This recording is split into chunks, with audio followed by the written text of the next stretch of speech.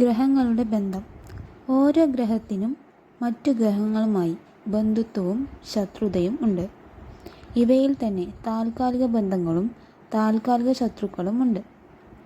ജാതകം, പൊരുത്തം എന്നിവയിൽ ഗ്രഹങ്ങളുടെ ബന്ധുശത്രുഭാവങ്ങൾക്ക് നിർണായക പങ്കുണ്ട്. ഈ ശത്രു-ബന്ധുഭാവങ്ങൾ മാറ്റമില്ലാത്തവയാണ്. അതിനാൽ ഇവയെ നിസർഗശത്രു എന്നും നിസർഗബന്ധുവെന്നും പറയും.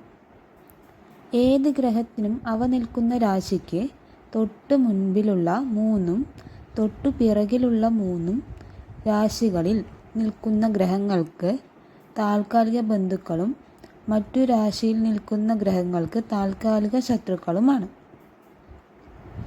നിസർഗ ശത്രുഭാവത്തിലുള്ള ഒരു ഗ്രഹം താൽക്കാലിക ബന്ധുവായാൽ അവൻ സമനായി തീരും.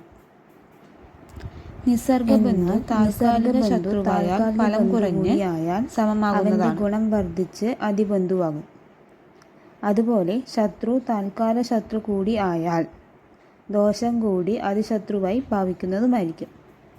സ്ഥാനഭേദമനുസരിച്ച് ഗ്രഹങ്ങളുടെ ശത്രുമിത്ര ഭാവങ്ങളിൽ മാറ്റം വരാറുണ്ട്. ഇതുവഴി ചിലപ്പോൾ ശത്രു മിത്രമായും മിത്രം ശത്രുവായും തീരാറുണ്ട്. നിസർഗ ശത്രു സ്ഥാനമാറ്റത്താൽ നിസർഗ ബന്ധുവായാൽ അവൻ്റെ ദോഷം മാറിക്കിട്ടും.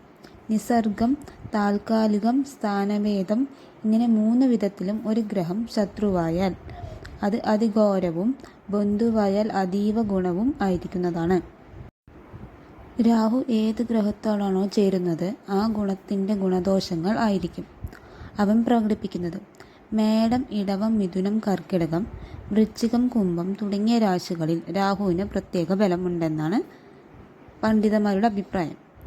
ഇടവം, കന്നി, മീനം, ധനു, അവസാന പകുതി രാശികളിൽ കേതുവിനും പ്രത്യേക ബലമുണ്ട്. രാഹുകേതുക്കൾ എപ്പോഴും വക്രഗതിയിൽ സഞ്ചരിക്കുന്നു. സൂര്യചന്ദ്രന്മാർ ഒരിക്കലും വക്രഗതിയിൽ സഞ്ചരിക്കാറില്ല. മറ്റു ഗ്രഹങ്ങൾ വല്ലപ്പോഴും വക്രഗതിയിൽ സഞ്ചരിക്കുക പതിവാണ്. വക്രഗതിയിൽ സഞ്ചരിക്കുന്ന ഗ്രഹത്തിന് പ്രത്യേക ബലം ലഭിക്കുന്നതായിട്ടാണ് പറയുന്നത്. സൂര്യൻ നിൽക്കുന്ന രാശിയിൽ അതിനോട് ഏറ്റവും അടുത്ത ഏതെങ്കിലും ഗ്രഹം വന്നാൽ അതിൻ്റെ പ്രഭ സൂര്യപ്രഭയ്ക്ക് മുന്നിൽ ചേതനയറ്റു പോകുന്നു. ഈ അവസ്ഥയാണ് ജ്യോതിഷത്തിൽ ഗ്രഹമൗഢ്യം എന്ന് പറയുന്നത്.